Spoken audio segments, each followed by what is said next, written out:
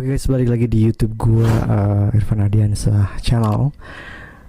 Gue udah lama banget nggak upload YouTube lagi ya. Udah kayak mungkin sekitar 2 tahunan ya.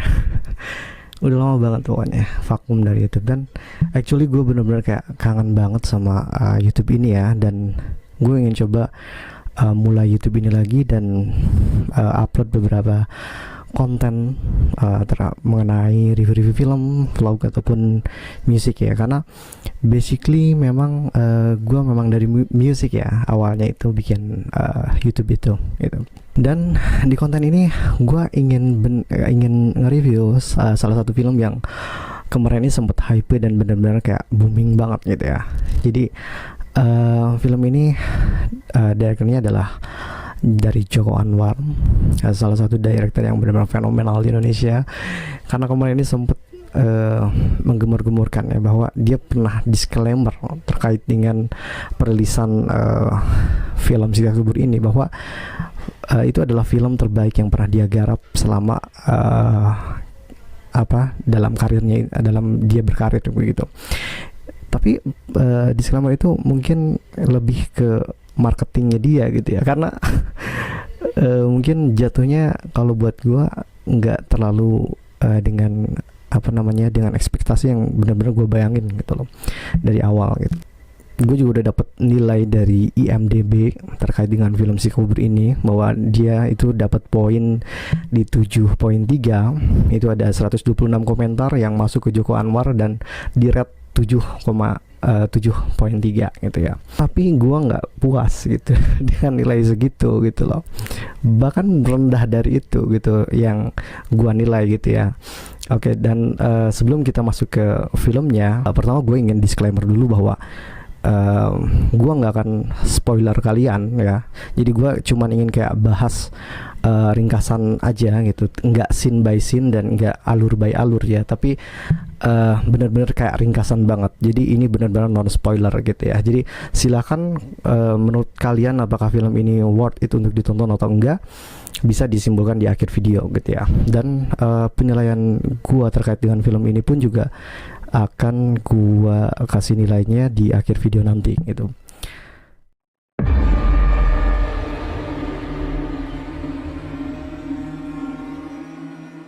Scene ini dimulai ketika sebuah keluarga yang harmonis pada saat itu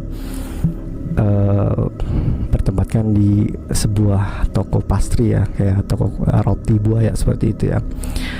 Nah, ada seorang pria misterius yang mendatangi toko tersebut, yang memang dia dalam kehidupannya benar-benar udah putus asa, karena dia mengklaim bahwa adanya kehidupan lain setelah kehidupannya yang nyata ini berlangsung gitu, yaitu adalah siksa kubur itu. Dan dia benar-benar udah putus asa karena dia menganggap bahwa dirinya pasti akan terkena siksa kubur itu ya, karena mungkin dia mengklaim bahwa kehidupannya itu seburuk itu, sehingga dia benar-benar kayak putus asa gitu.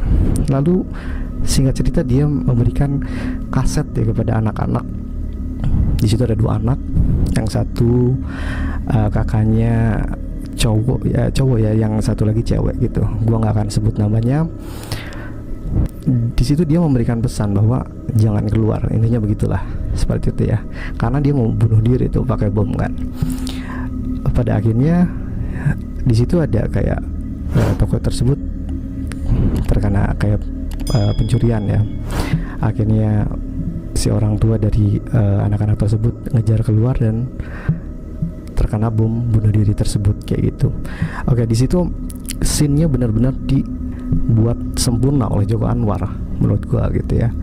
Karena sebuah film itu dinilai ketika scene pertamanya benar-benar membuat kesan pertama yang baik gitu ya, yang bagus gitu. Dan film ini scene pertamanya oke banget gitu, sempurna banget bagi gua. Joko Anwar ini benar-benar kayak teliti banget dalam memilih scene yang akan dia pilih gitu di scene pembukanya itu gitu. Dan gue tuh benar-benar kayak menikmati dari menit awal sampai menit 50 kurang lebih untuk film ini ya. Jadi dari scene pembuka ini gue bener-bener kayak menikmati dan bisa menebak alur selanjutnya gitu. Jadi saling berkaitan gitu. Lalu lanjut lagi ke setelah ayahnya meninggal ya, dan anak-anak ini dibuang oleh pamannya karena pamannya ingin menguasai hartanya. Ketika itu dibuang ke panti asuhan ketika itu. Dari scene itu masih make sense banget gitu ya. Dibuat ceritanya alurnya seperti oleh Joko Anwar. Lalu di panti asuhan ini dibuat kembali cerita bahwa petinggi dari pemilik panti asuhan itu melakukan tindak asusila kepada santrinya ketika itu gitu ya. Dan di situ masih benar-benar make sense banget, alurnya benar-benar nggak masih ketebak tapi make sense gitu loh, masuk akal gitu kan.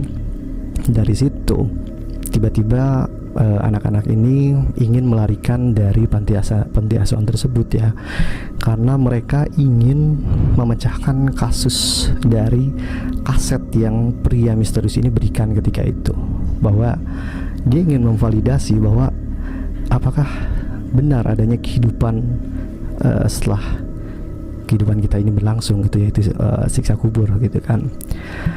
Dia ingin memvalidasi itu bahkan sampai dewasa gitu ya.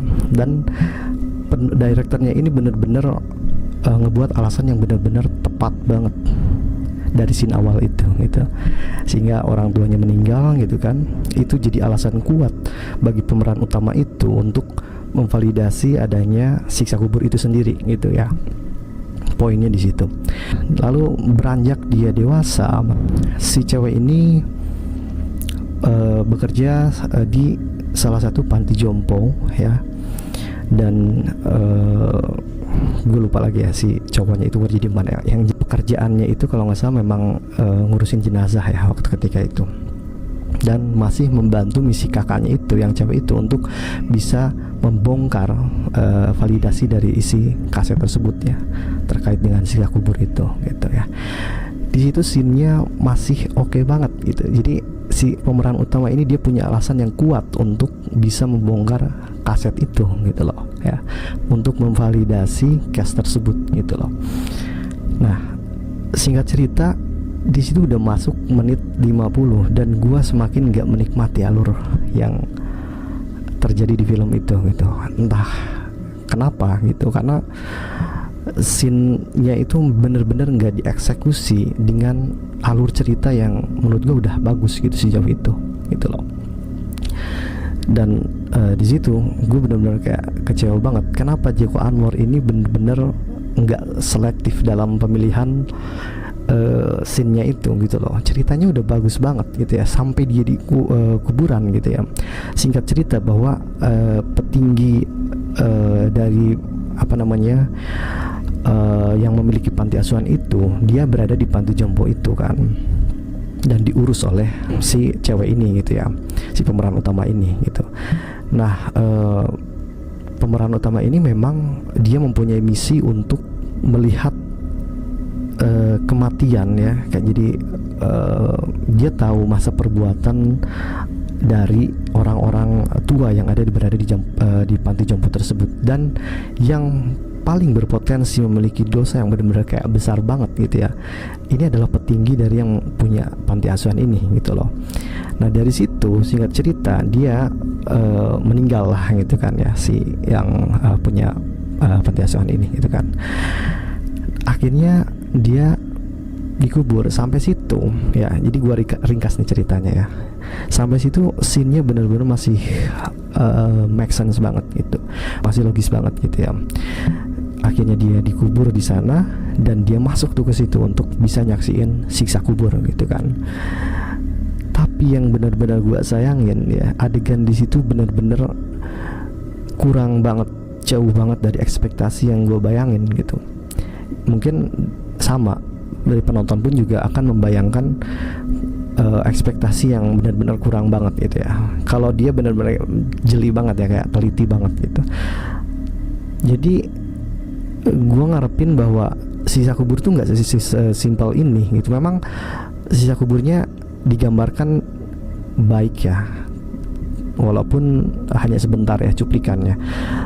Tapi ada scene dimana dari dunia nyata ke tempat kubur lalu ke prosesi alam kubur ini, itu benar-benar kayak agak kurang tepat gitu scene-nya gitu loh, adegannya kurang tepat gitu. Jadi kalau alurnya sih udah bagus gitu, gue nggak ada masalah sama alur ceritanya gitu, tapi execution final scene-nya itu yang benar-benar menurut gue failed banget, berantakan banget gitu.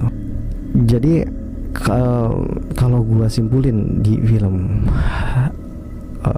Siksa Kubur ini gitu ya, gue nggak bisa narik premis bener-bener tepat banget di execution final scene ini itu, karena adegannya kurang dieksekusi dengan tepat gitu loh.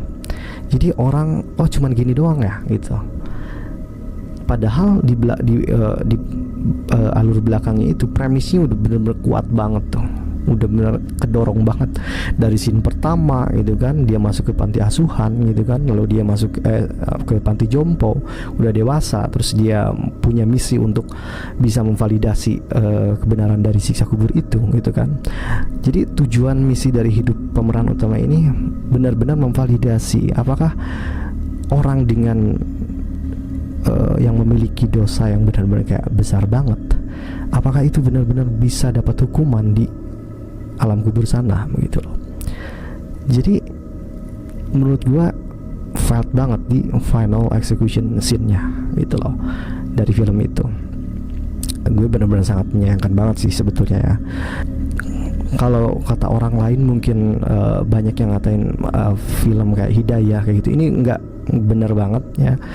Menurut gue ini masih sangat worth itu untuk ditonton juga sih sebetulnya gitu ya. Cuman ya gue harus mereview dengan sangat jujur sekali bahwa film ini benar-benar gagal di final execution scene ya Pak, terakhirnya aja sih sebetulnya gitu, karena prosesi dari masuk dari dunia lalu ke tempat kubur lalu ke alam kubur itu sendiri ya, kayak ada di dalam gua, di lorong kayak gitu, itu menurut gua sih agak kurang tepat gitu ya. Harusnya dia bisa lebih buat dari itu gitu loh, seperti itu sih ya gitu.